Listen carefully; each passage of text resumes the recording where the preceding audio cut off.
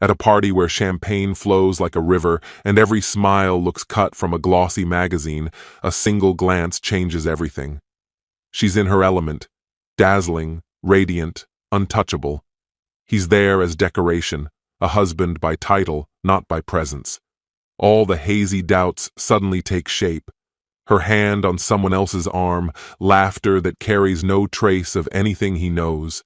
And then, tension, a crowd, a fight.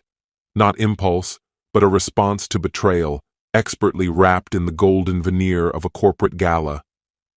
But this isn't just a scene of jealousy. It's the beginning of a carefully constructed downfall. His downfall. Because she has a plan, and he's just a pawn. For now.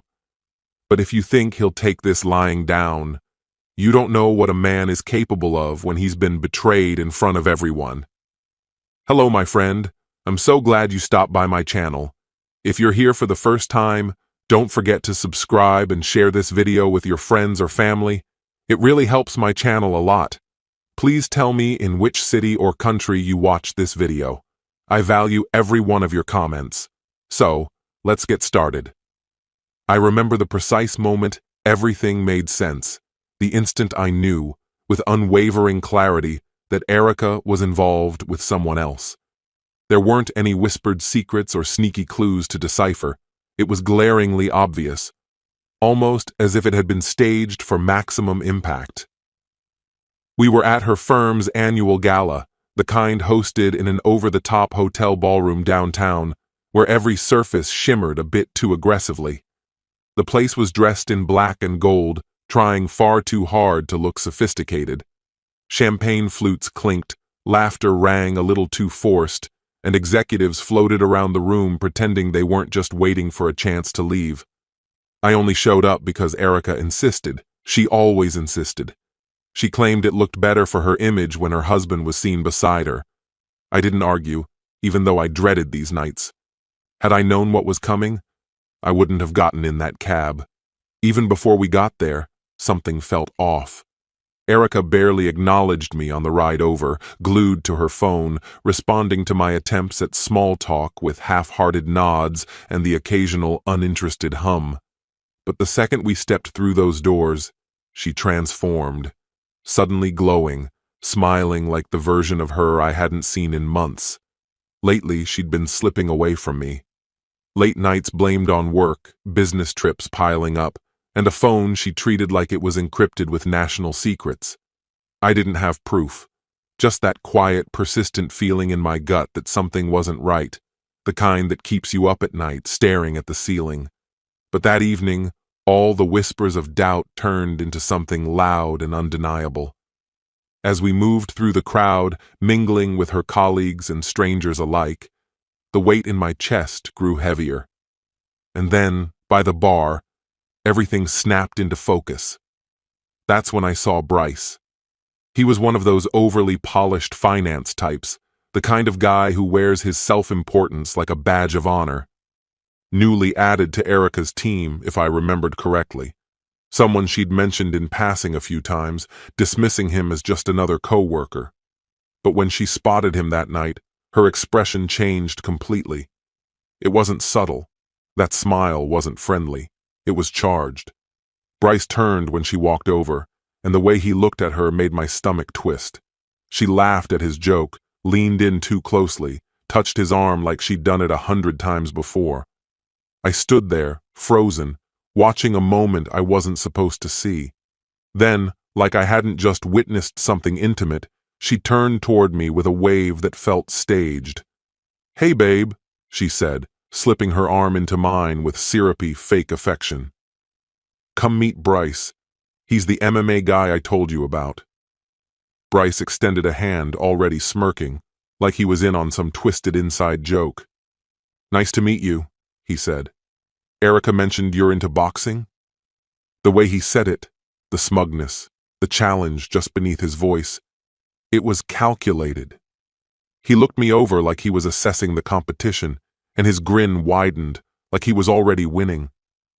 Erica's fingers still lingered on his arm, a touch she didn't bother hiding. Everyone nearby saw it, so did I. I forced a smile and tried to act normal, but I knew the tension was written all over my face. Bryce seemed to enjoy it. Erica tossed her hair over her shoulder and added, "Don't be shy, babe. Bryce is really into MMA. You guys should totally spar sometime." Bryce laughed, setting down his drink, and flexed a bit as he replied, "Honestly, I'd be into that. I like a challenge. Think your guy can handle it?" My heartbeat kicked up. I met his eyes, my voice steady but cold. "You want to find out?" With a cocky grin, he peeled off his blazer and started rolling up his sleeves, clearly putting on a show. A small circle of curious onlookers began to gather, the scent of conflict drawing them in. Erica stepped back, slipping behind the crowd with a faint, unreadable smile on her lips. I thought about all the hours I'd spent in the gym, every bruise earned the hard way. Bryce had no idea what he'd just started. He lunged first, a clumsy, exaggerated swing aimed for my face. I sidestepped with ease, letting him stumble past me. A few people laughed, some gasped. His face turned red. He spun back around, angrier now, and charged again. This time, I caught his wrist mid-swing and twisted it just enough to make him wince. He hadn't expected a real fight. He hadn't expected me to fight back. He was fit, sure, but reckless. All ego, no discipline. I saw his confidence start to crack. That's when I heard her voice, loud enough for the whole room. "Don't go too hard on him, babe," Erica said with a smirk that hit harder than any punch. "No need to embarrass the guy." The crowd chuckled. Her words knocked the wind out of me. She was calling me an embarrassment. Bryce pulled away, clearly shaken. His stance was off, his breathing uneven. "Lucky shot," he muttered, jaw clenched. I steadied myself, ready to finish what he'd started. But before anything else could happen, Erica raised a hand and gestured toward someone just beyond the circle. "Someone break this up," she said, locking eyes with someone behind me. "I don't want Bryce getting hurt, or my husband." My husband? The phrase sounded strange coming from her mouth. Then I noticed the shift, the glances, the confusion. Who was she talking to? And then it all snapped into place. My boss, Raymond, standing just behind the crowd, watching everything unfold. I hadn't even known he was attending. Different company, sure, but same industry, same network. Erica, clearly, had known he'd be there all along. Maybe this had been her intention from the beginning. Maybe I'd walked right into a perfectly orchestrated setup. As expected, I spotted Raymond's unmistakable figure cutting through the crowd. "That's enough," he said firmly, stepping between us and shooting me a look heavy with disapproval. "Not here. This is a professional setting." Bryce grabbed his wrist as if I'd snapped it in half, grimacing dramatically. "He just snapped, man," he whined, playing the victim to perfection. Erica brought a hand to her lips, her eyes wide in manufactured concern. The surrounding murmurs grew louder as every head turned to me. I opened my mouth to speak, to defend myself, but Erica got there first, striding up to Raymond with feigned urgency. "He's out of control," she said, her tone sharp and panicked. "You saw it. He nearly broke Bryce's arm. He can't stay here. He's a threat." I stared at her, stunned. "What are you talking about?" I started, but she cut me down with a cold, withering glare. "You don't belong here," she said, flat and final. "This is my event, my company. If you can't keep it together, you need to leave." Right on cue, 2 uniformed security guards emerged from the edge of the room, probably temps brought in just for tonight. One gave us a once-over, then turned to Erica. "Is there a problem, ma'am?" Erica folded her arms and nodded slightly in my direction. "He's the problem," she said, her voice icy. "Please escort him out." Raymond met my eyes, unblinking. There was no empathy there. "Matthew, you heard her. Don't make this worse. Go home. We'll deal with this on Monday." My throat tightened as rage coiled inside me. She was fabricating everything, playing the audience like a seasoned actress, painting me as the aggressor. My fists clenched at my sides. "I'm not leaving until she tells the truth," I said, my voice taut with fury. Bryce stepped forward, smugness etched across his face. "Come on, man, let it go. No need to make a bigger scene." His words oozed condescension, but it was Erica's expression that hit hardest. That look of pure dismissal, like I was already forgotten. She gave the faintest nod to the guards, and that sealed it. I felt arms seize me from behind. I tried to pull away, to shake free, but another hand gripped my shoulder tightly. The crowd parted as I was dragged across the room. The guards held me tight, wrenching my arms behind me. I bit back the pain, refusing to give them the satisfaction of a sound. "You think you can just throw me out like this?" I snarled at the nearest one. I twisted hard, adrenaline flooding my system, but they didn't budge, like nightclub bouncers used to dealing with worse. One gave me a shove, and I caught the edge of a chair, stumbling but managing to stay upright. Behind me, Bryce's laughter rang out, sharp and mocking. "Move!" one of the guards snapped, yanking my arm so hard my shoulder flared with pain. That was it. The fury broke loose. I shoved back. One of them stumbled, but the other cracked an elbow into my ribs. Not enough to take me down, but it hurt, and I staggered.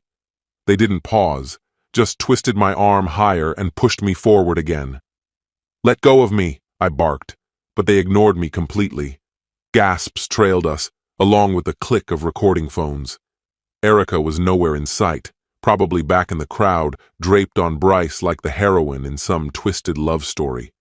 I could picture her smiling as I was hauled away, satisfied. We passed the food tables, the coat check, then out of the grand hall. Just before we turned a corner, I caught one last glimpse of the ballroom. Spinning lights, shimmering dresses, curious stares. Then it vanished behind me. A dull service corridor replaced it, sterile and cold. One guard pulled open a side door, and without ceremony, I was shoved out into the night. I stumbled, nearly hitting the pavement, just managing to catch myself. The door slammed behind me with a metallic thud, the lock clicking into place like a final judgment. I stood alone, chest heaving, ribs aching with every breath. She orchestrated this. My own wife had set the entire thing in motion. And Raymond? He'd brushed me off like I was some out-of-line teenager. Bryce's smug, triumphant face burned in my memory.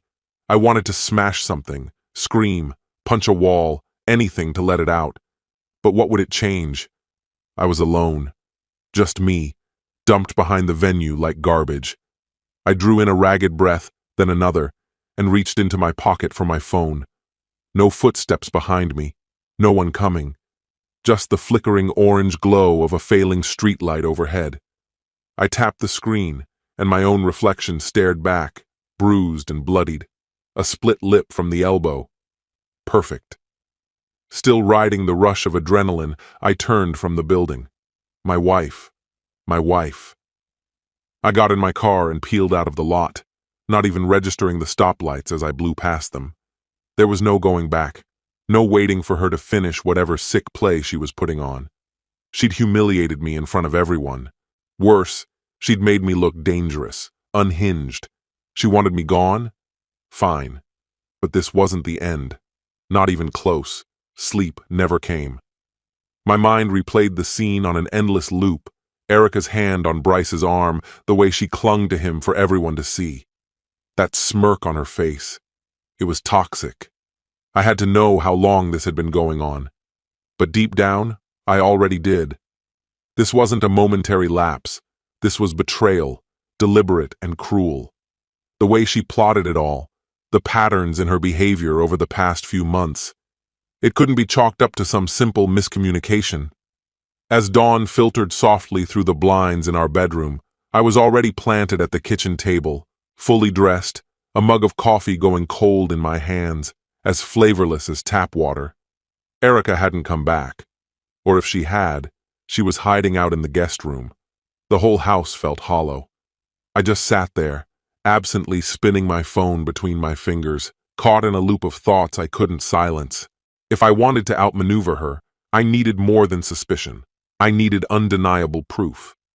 She was clearly on a mission to paint me as some paranoid, volatile mess. But if I wanted to walk away clean, maybe even leave her reeling, I had to play this with a clear head. A few weeks earlier, during a rare moment when she'd left her phone unattended on the counter, I installed a tracking app. Risky? Absolutely. Probably not legal either. But at that point, I didn't care. I tapped the screen and brought up the app. Sure enough, it showed her location. She wasn't home. She was across town, at an address I didn't recognize. Maybe she'd spent the night at Bryce's place. Maybe it was just another one of her hideouts. My leg jittered under the table as I stared at the blinking dot. I wasn't about to leave things up to fate. I was going to collect every shred of evidence I needed to dismantle her in court and make sure she walked away with nothing. She didn't return until late in the afternoon. I heard her car pull up, the engine cutting off with a low hum.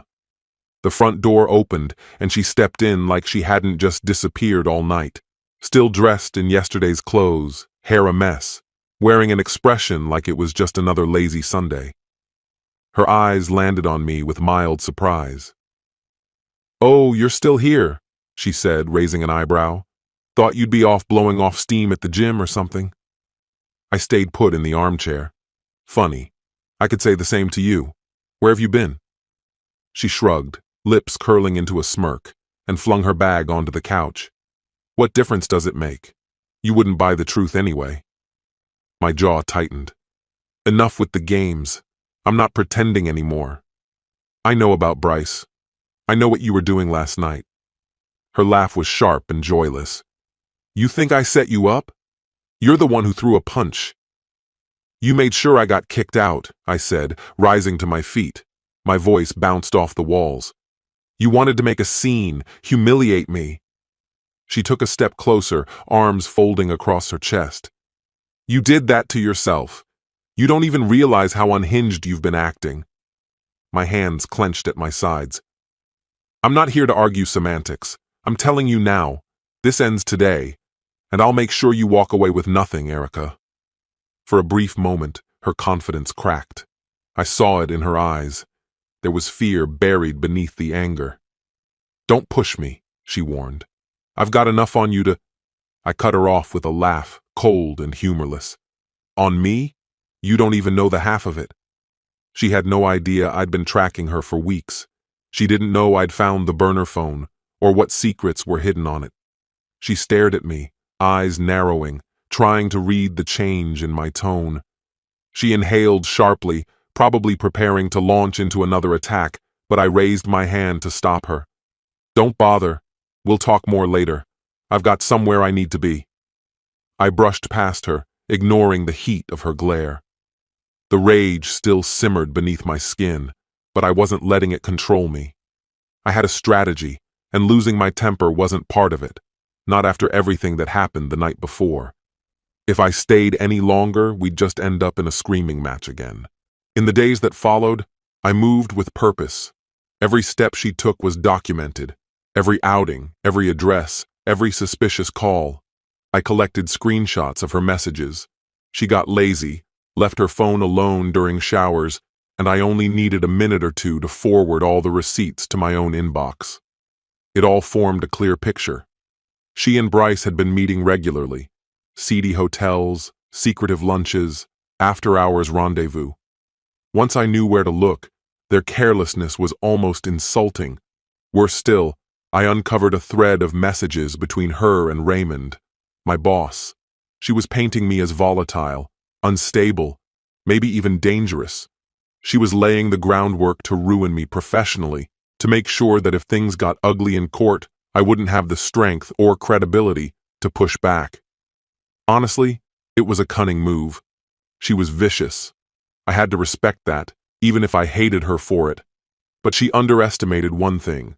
I could be just as ruthless. I made up my mind. The next time she met Bryce, I'd be there too. With the paperwork. I wanted to end it face to face, on my terms. I hired a lawyer, paid the rush fees, and had the divorce papers in my hands within days. Every last detail in place. Mid-morning, I got the notification I'd been waiting for. Her location pinged. She was heading straight to the usual spot. that boutique hotel downtown with the discreet underground lot and staff trained not to ask questions. My pulse quickened. This was the moment. I told my boss I needed the afternoon off, no explanations. I grabbed the folder, walked out, and didn't look back. I parked about a block from the hotel and waited, watched the screen until her dot stopped moving. She was inside. Not long after, Bryce's sleek black BMW glided into view. He stepped out, glanced around casually, then strolled through the entrance like he owned the place. I kept my eyes on that doorway, every nerve in my body thrumming with fury barely held in check. After allowing them a few minutes to settle in, I crossed the street. The hotel lobby was quiet, almost sterile in its silence, with the front desk clerk offering me only a fleeting glance before returning to whatever she was doing. I briefly considered bribing her for a room number, but then the elevator chimed. Someone had summoned it. A tourist stepped inside, and I followed him in without hesitation. When the doors opened on the third floor, I exited calmly and moved down the hallway, my footsteps light. At the corridor's end, tucked discreetly in the corner, I spotted Bryce stepping out of a room. He hadn't seen me. His eyes were glued to his phone, probably texting Erica to say he'd made it. My pulse kicked up. I ducked behind a housekeeping cart as he rapped softly on a door. It cracked open. Erica peeked through, then quickly let him in. The door clicked shut behind them. That was it. The confirmation I dreaded but needed. No more doubt. I strode down the hall, heart pounding, fists clenched. Room 312. I didn't hesitate. I pounded on the door, 3 firm knocks that echoed through the silence. There was a pause, then a muffled voice, Erica's, called out, cautious and uncertain, asking who was there. I didn't answer. I just waited. The door eased open a few inches, and I slammed it wide with a shove. Erica staggered backward, caught off guard, dressed in a tight blouse and a skirt that barely qualified as clothing. Her hair was messy, the kind of messy that doesn't come from wind or sleep. Behind her, Bryce hovered near the bed, shirt unbuttoned, a patchy beard shadowing his jaw, eyes wide with panic. "What the hell?" Erica snapped, quickly pulling herself together. "Have you lost your mind?" Bryce stepped forward, his expression tightening. "You got a problem or something?" I let out a cold, joyless laugh. "You could say that." From inside my jacket, I pulled out a thick stack of documents and tossed them toward Erica. She batted them away, and they scattered across the floor like leaves in a storm. The title on the top page stared back at her. Petition for Dissolution of Marriage. "Congrats," I said, my voice like steel. "Now you can screw whoever you want, legally. Just sign where it says." Her face drained of color as she stared at the paperwork. You actually brought divorce papers?" she asked, barely believing it. Bryce took a step forward, rubbing his neck like he was gearing up to defend her. "Look, man, you can't just barge in like this." "You really want to see where this goes?" I shot back, adrenaline roaring in my veins. I considered breaking his nose. Instead, I slapped him, hard. The crack of it filled the room. He reeled sideways, catching himself on a dresser. Erica screamed, "Matthew! What the hell is wrong with you?" Dazed, Bryce blinked and moved like he was going to fight. I shoved him with a flat palm to the chest before he got anywhere. He slammed into the wall behind him, his head making a dull thud against the drywall. He winced, stunned, fingers rising to touch his cheek. I pointed straight at him, eyes locked. "Try it again," I said, voice deadly calm. "One more move, and I'll ruin a lot more than your jaw. I'll take your whole damn world apart." He didn't challenge me. Something in my face made him stop cold. Erica knelt beside him, touching his shoulder, then looked up at me, eyes burning. "This is madness. You'll be arrested for this," she hissed. "I don't give a damn," I said, voice like ice. "You think I'm bluffing? I've got everything. Pictures, messages, even video from the last hotel you two snuck off to." I could send it to your firm, Erica. Or maybe your mom would like a copy. What do you think? Her lip curled in fury. You're sick. This isn't who I married. No, I said with a bitter smirk. This is who you created. Bryce moved again, trying to rise. I snapped my eyes to him. Don't even think about it. He froze, then slumped back down, breathing hard. For all his bravado, the guy didn't have the guts for a real confrontation. Erica rose slowly, pulling her hand away from Bryce. She gestured toward the divorce papers strewn on the floor. Her voice was razor-sharp. Fine, I'll sign. Just leave. That's what you want, right? Happy now? I stepped in closer, my words like gravel. Not even close, but the sooner I cut you out of my life, the better. I kicked the doorstop aside. And hear me loud and clear. If either of you tries to twist what happened here, I swear I'll bury you both. Without waiting for another word, I turned and walked out. Behind me, I heard Bryce mumble something, and Erica reply in a sharp whisper, her voice trembling. I didn't care enough to make out the words. I had drawn the line, made it unmistakably clear.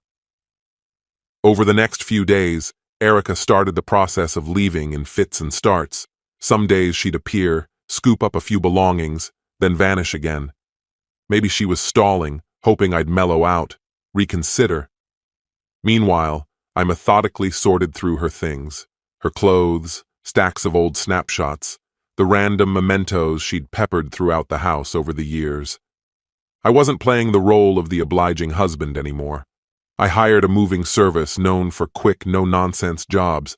My attorney warned against simply dumping her stuff on the sidewalk. It wasn't legally clean, but boxing it all and sending it to another location? Totally allowed, especially since I'd given her advance notice. So I set it all in motion. About a week out, I rang her mother, Lillian, keeping my tone calm, clipped. I'm arranging for Erica's belongings to be picked up. They'll be delivered to your house. She can deal with them from there. It's out of my hands. Lillian was furious. She'd always been Erica's defender, quick to cast blame my way, so her reaction didn't surprise me. I braced for it, held my ground. I told her again, coolly, that the marriage was over, and I was under no obligation to keep her daughter's things stored in my home. She ended the call with a shriek. You'll regret this, you pathetic excuse for a husband. Then slammed the phone down. I didn't flinch. That was the last item on the checklist. The day the movers arrived, fate had a little surprise in store. Erica chose that exact moment to show up, with reinforcements. Half her stuff was already packed and neatly arranged on the lawn. Clothes, furniture, household odds and ends. The moving truck was in the driveway, ramp lowered, as the crew carried out a dresser. I stood on the porch, supervising, when the screech of tires pulled my eyes toward the street. Her car jerked to a stop. Erica jumped out, followed by Lillian from the passenger seat. Then, to my disbelief, out of the back stepped my boss, Raymond. Yes, that Raymond. The same man who'd had security toss me out of the company party like I was some drunken embarrassment. I almost laughed. The sight of all three marching toward me, faces tight with anger and judgment, was surreal. Erica led the charge. "What the hell is this?" she barked, gesturing wildly at the boxes. "You're just dumping my stuff out here like trash?" I folded my arms. "No, I'm having it delivered, just like I told you I would."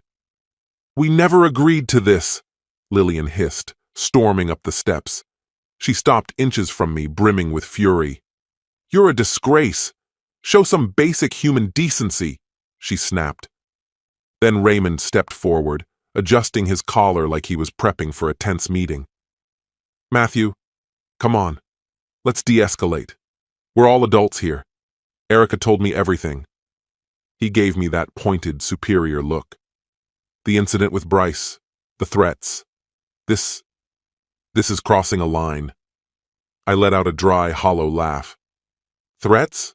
She should count herself lucky I haven't pressed charges for the cheating, the public humiliation. And you, Raymond, you want to talk about crossing lines?" My voice sharpened. You embarrassed me in front of everyone. Had me dragged out like some drunk fool. That wasn't your decision to make. Raymond's jaw clenched. You were out of control. You started a fight, he muttered, just as Erica jumped in, rage lacing her words. You haven't changed at all. You're still the same angry, volatile man I can't even stand to look at. This is exactly why it's over, I snapped. You slept with someone else and then acted like you were the victim. Don't stand there pretending you're innocent. That's when Lillian lunged at me, hand raised. I caught her wrist mid-swing. She struggled, muttering curses under her breath as she tried to pull free. Let go of my mom, Erica screamed. I pushed Lillian back, not hard, just firmly enough to send a message. Back off. This is my house. Get control of yourselves. I won't say it again. Before Lillian could reload for another verbal assault, Raymond stepped in. That's enough, Matthew. I'll call the police if I need to. I pointed a finger at him, voice like ice. Go right ahead. You're trespassing. I told Erica to come alone. You two weren't invited. Erica looked like she was ready to explode. You don't understand. Raymond's here to help. I asked him to mediate. You can't just... I can, and I did. I cut her off, nodding toward the boxes. I paid professionals to pack your things. They're being sent to your mom's. You're not staying here anymore. That chapter is closed. Then I glanced at the three of them, my voice low and cold. Now get off my porch, or the movers can load you in with the rest of the furniture. Raymond's expression darkened as he took a step closer. This is absurd. You're acting beneath yourself. Honestly, you've always been a little... I didn't let him finish. I hit him. One clean, hard slap. The sound cracked through the air like a gunshot. He stumbled backward, nearly tumbling down the stairs. Erica let out a shriek. Oh my God! Lillian froze, her mouth agape, eyes wide with shock. You're out of your mind. Raymond cupped his mouth, blood seeping from a fresh split in his lip. He stared at his hand in disbelief. That's assault. You hear me? I'm calling the police. I exhaled slowly, adrenaline surging in my chest. Do it, I said, voice flat. Go ahead. I'll tell the cops that you and Lillian forced your way onto my property after I told you both to leave, I said, voice level and unshaken. It'll be your word against mine, and the movers. I tilted my head toward the truck, where the movers stood rigid, their unease written all over them. They already heard me say you were trespassing. If they back that up, that's all law enforcement will need. You're completely unhinged, Lillian hissed, eyes slitted with anger. I held up a hand, cutting her off before she could go further. That's enough, Lillian. I'm done pretending we're all going to play nice. You raised a liar, and it's obvious she learned from a pro. Then I shifted my focus to Erica. Grab your belongings and leave. Don't come back unless it's through your lawyer. Understood? Erica's face contorted in rage. You'll rot in hell for this. I gave a slow shrug. Maybe so, but I'll rot in peace, in a house free of lies and betrayal. I pointed to the steps. Now get off my porch. Raymond, nursing his bloody lip, tried to muster what was left of his pride. You're finished at the company, Matthew, he spat. I'm firing you first thing tomorrow. You're poison. I gave a cold laugh and stepped closer. Is that supposed to rattle me? I've got more than enough evidence of your little affair with my soon-to-be ex-wife to bury you in court. Harassment, wrongful termination, you name it. Go ahead, Raymond. Pull the trigger. Let's see who goes down first. His face went white. Silence fell like a hammer. The tension was thick, almost vibrating in the air. Then Lillian grabbed Erica's arm. We're done here. Let's go. Erica shot me one last hateful look. This isn't over. I'll make sure I get what I'm owed. I held her gaze without blinking.